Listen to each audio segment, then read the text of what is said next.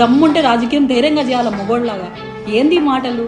Public మీటింగ్లలో పిల్లలు ఉన్నా పెద్దలు ఉన్నా పట్టించుకోకుండా వాళ్ళెవరో వ్యక్తిగత జీవితంలోని అంశాలను మాట్లాడతావు. న్యాయంగా మాట్లాడితే మీ ఇంట్లో గురించి తలాడి పెట్టుకుంటామన్నా. హత్య రాజకీయాలు చేస్తూ సొంత బాబాయిని మర్డర్ చేసుకున్న సాక్ష్యాలు ఉన్నా కూడా నువ్వు ఇంతవరకు వాళ్ళ గురించి బలంగా పోరాడలేకున్నావు, సొంత బాబాయికి న్యాయం చేయలేకున్నావు, సొంత చెల్లికి న్యాయం చేయలేకున్నావు. నీ కేసులో సీను అన్యాయంగా జైల్లో కూర్చొని ఆ పిల్లోడి పక్షాన నువ్వు పోరాడటమో లేదంటే జైలుకు పోయి వాస్తవాలు బయటపెట్టడమో చేయలేకున్నావు. నువ్వు కూడా యూటూ జగన్మోహన్ రెడ్డి గారు మీరు కూడా అనిపిస్తుంది నాకు చూసండి ఈ రాజకీయాలు. రాయలసీమ ప్రాంతంలో మొగోళ్ళలాగా చేద్దాం రాజకీయం. ఏంది ఇది చిల్లర రాజకీయాలు? అసలు పవన్ కళ్యాణ్ గారి వ్యక్తిగత జీవితం నుంచి మాట్లాడడం ఒక మాట అడుగుతా. ఆయన వ్యక్తిగత జీవితం వల్ల మన రాష్ట్రానికి ఏం నష్టం వస్తుందా? నీ పరిపాలన దరిద్రం కొట్టుకోవడం నష్టం వస్తుంది, కానీ పవన్ కళ్యాణ్ గారికి ఏం నష్టం వస్తుంది? అయినా ఒక పెళ్ళి అయిపోయి ఇంకొక పెళ్లి చేసుకుంటే ఆడబిడ్డ భార్య ఎందుకు అవుతుంది?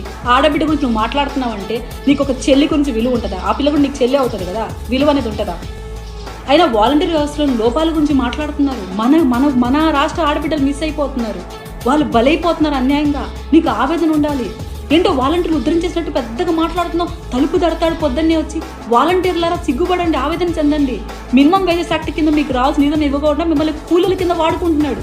మా పర్సనల్ డేటా మీకు ఇప్పించుకుంటున్నాడు మీ దగ్గర నుంచి. క్రైమ్లో భాగస్వాములు అవుతున్నారు.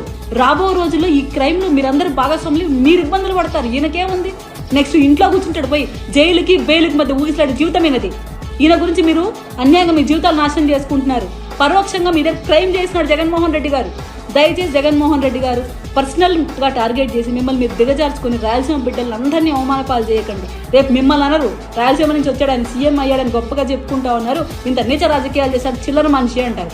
నిజంగా మీకు భయం ఉంటే పవన్ కళ్యాణ్ గారిని ధైర్యంగా ఢీ కొట్టండి. ధైర్యంగా పబ్లిక్ మీటింగ్లో ఆయన అడిగిన ప్రశ్నలకు ఇదో నేను ఆర్డర్స్ ఇచ్చాను, ఎంక్వైరీ చేస్తున్నారు, వాలంటీర్ వ్యవస్థలో తప్పులు లేవని బయట పెట్టండి, మిస్సింగ్ అయిన కేసులో ఎంక్వైరీ చేసాం బయట పెట్టానని చెప్పండి. ఇంతమంది మిస్సింగ్ అయ్యారు, ఎంతమంది దొరికారు, మా ప్రాంతంలో ఎటువంటి ఇబ్బందులు లేవు, మా బిడ్డలు అందరూ క్షేమంగా ఉన్నారని చూపించుకో. అది దమ్ముండే మొగోడు చేయాల్సిన లక్షణం. ఒక రాయలసీమ బిడ్డగా నువ్వు చేయాల్సిన పని. Subscribe. Please subscribe. Subscribe. Subscribe. Subscribe. Please do subscribe. Please do subscribe. Please subscribe.